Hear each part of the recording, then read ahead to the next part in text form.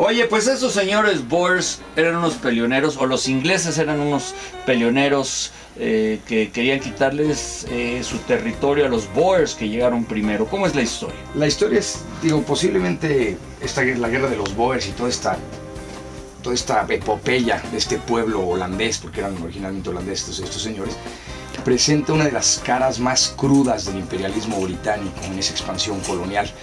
Originalmente Sudáfrica estuvo poblada por descendientes de holandeses, porque durante las guerras que sostuvo Holanda contra la corona española, esa guerra larguísima de 80 años que se dio durante parte del siglo XVI y parte del siglo XVII, hubo muchísima emigración de holandeses de las Provincias Unidas.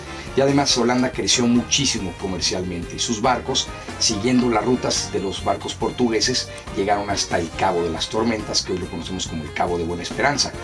Y ese cabo era el punto final de África donde se rodeaba y se entraba en el Océano Índico. Y los holandeses lo utilizaban para llegar a sus territorios en las Indias Orientales, que hoy actualmente son Indonesia. Por lo tanto empezó una gran migración desde Europa, por las guerras que había también por la guerra de los 30 años en Alemania, y se empezó a llenar de holandeses esa zona. Y los holandeses empezaron a sembrar, empezaron a crear grandes plantíos, empezaron a avanzar hacia el interior, haciendo retroceder a la población nativa, hasta que hacia finales del siglo XVII, principios del siglo XIX, perdón, XVIII y XIX, cuando empiezan las guerras napoleónicas, Holanda se ve de repente aliada con Napoleón. Por lo tanto, se ve en guerra con Inglaterra.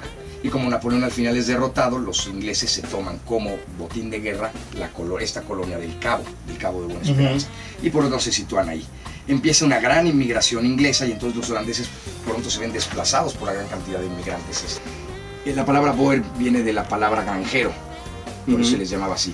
Y estos Afrikaans, que aparte eran todos calvinistas y hablaban un Afrikaans que era un holandés, es una variación del holandés porque tiene muchísimos elementos de malgaches, de Madagascar, tiene muchos elementos de malayos, tiene elementos portugueses. O sea, no los entiende ni su mamá. Es muy parecido al holandés, pero es como una fusión de muchos emigrados, ¿no? No obstante, parece que en una primera etapa de este control de la colonia por parte del Reino Unido, se les daba gran libertad de creencia. Y el problema, como te dije, empieza cuando los ingleses empiezan a dejar de ser tan flexibles y quieren que todo el mundo hable inglés y que la colonia tenga un idioma oficial que es el inglés.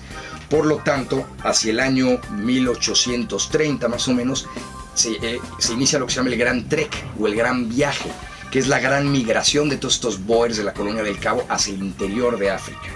Entonces se retiran y se meten mucho más adentro, dejando atrás a los ingleses, y entonces ellos crean sus propias repúblicas, las repúblicas Boers, la república del Transvaal, que después va a ser la república sudafricana, y la república de Orange, o el estado libre de Orange, y son estados independientes de la colonia británica.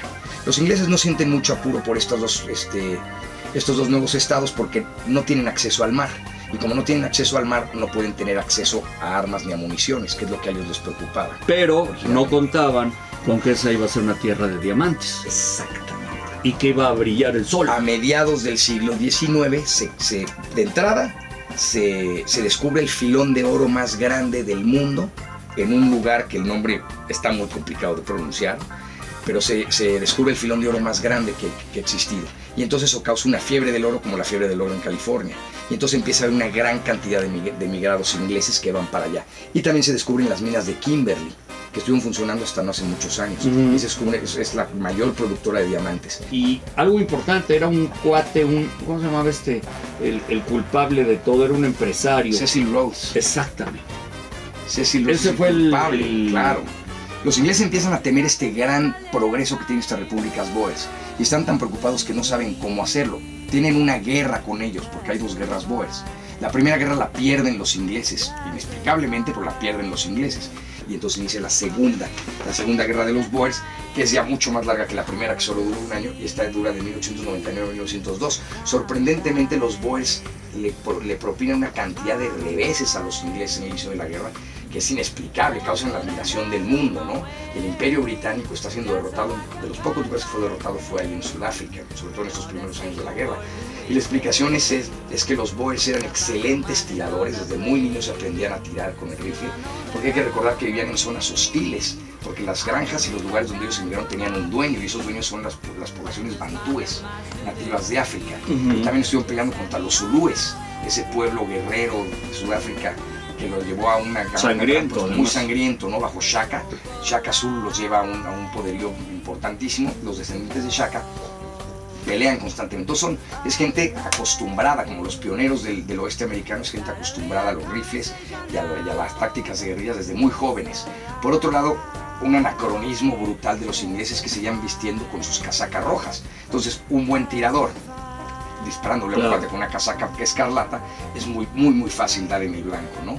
Además, los ingleses estaban confiadísimos, pensaban que luchaban contra granjeros, y en realidad luchaban contra gente que conocía el terreno, conocía las tácticas de guerra mucho más que los ingleses. Acostumbrados además al terroir, ahora sí como en el vino, a la temperatura, al tipo de tierra, conociendo bien los parajes más importantes, pues sí le ponían en toda la torre a los ingleses. Sí, estaban dando en la torre a los ingleses. Finalmente los Boers tienen que rendirse y entonces se crea una unión sudafricana de la que pronto se van a hacer dueños los mismos Boers políticamente hablando.